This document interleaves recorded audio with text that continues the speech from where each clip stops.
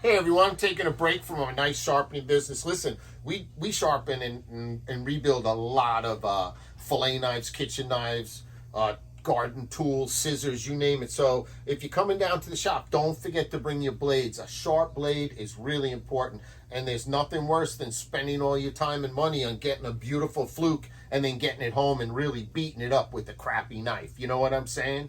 Spend your $6, bring it on down, it'll be like brand new. Your fingers will thank you. Listen, with regards to the fishing report, it's just getting better and better. There's so much going on. The striped bass are alive and busy. We're finding more. There's smaller fish, but they're very aggressive. The larger fish, we can see them on the electronics. Sometimes they make a show of it. It's really hard to say. Just the other night, Monday, I dropped like a huge fish while I was getting steady 14, 15-inch schoolies out of nowhere. I just get hammered, and I wasn't ready for it, and that's being rusty, you know, but it means that there are big fish out there, and it gets us so much more excited. You know what I thought about all day on Tuesday?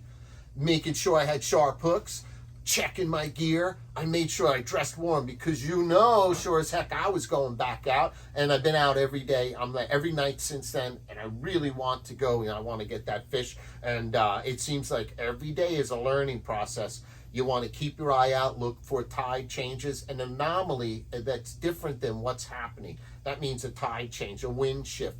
Sometimes you'll have a school of bait that's hanging tight in one area. Learn to read the water and fish in those particular areas.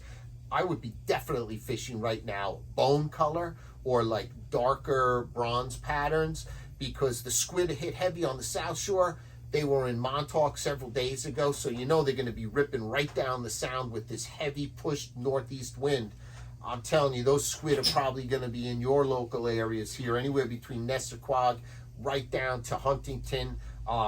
Definitely is going to happen. Fish were very aggressive on bone lures, and then they switched the next day. They were on darker patterns when I noticed they were more or less killie chubs and spearing in the water. So you want to change up a bit. If you're looking for a larger fish, you might want to try some clams, worms, or some fresh bunker, because they seem to be much slower with these water temps are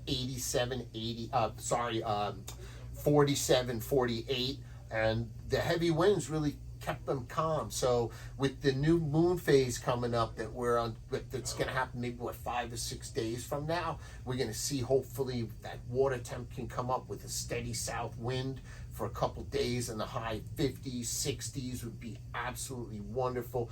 Look for that gigantic cinder worm hatch that's going to happen, and the mantis shrimp, those muddy areas where these fish seem to be sitting lethargic.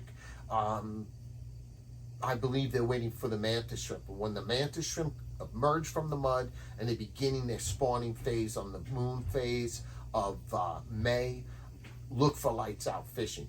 You'll start to notice a pattern. When the bluefish show up on the South Shore, it's the same time the mantis shrimp are getting ready to emerge and spawn on the North Shore. And these are pivotal moments in targeting trophy fish.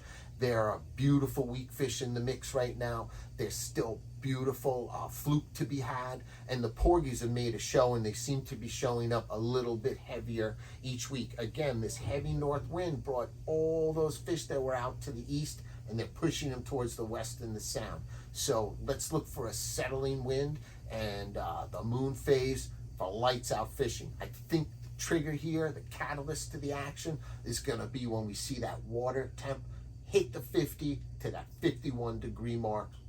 The alarm clock goes on, all these fish are going to jump up, and it's going to be lights out fishing. I'm really happy you joined me this week, and until next week, I bid you all peace, tight lines.